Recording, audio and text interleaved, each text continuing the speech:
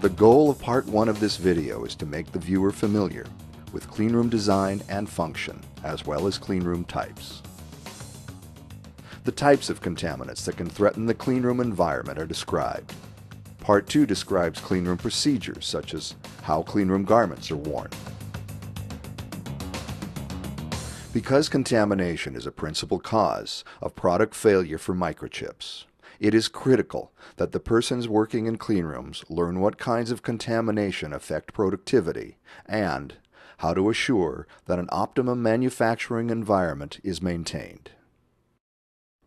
There are 4 types of contamination: particulate, chemical, bacterial, and static.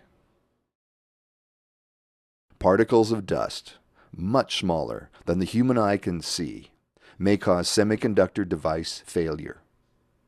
This can be disastrous for productivity. Metric units are used to describe particle size. The most familiar metric measurement is the meter, which is slightly larger than a yard. There are 1 million microns in a meter. A micron is approximately 1/100th the diameter of a human hair. Imagine a piece of dust 1/1000th the diameter of a human hair, and you will have an idea of the size of particle that can destroy products manufactured in semiconductor cleanrooms.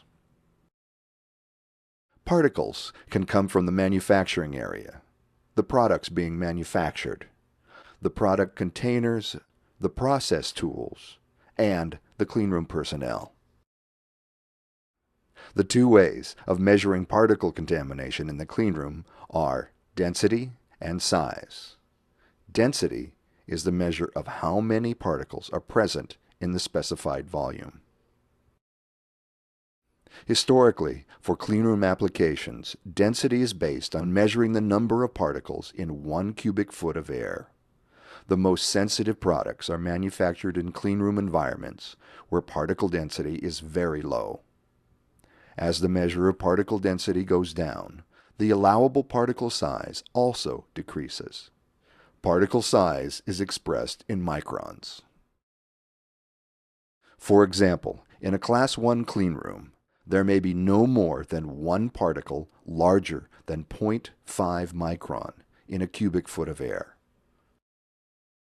The cleanliness required, and therefore the cleanroom class number, is determined by the nature of the products being manufactured.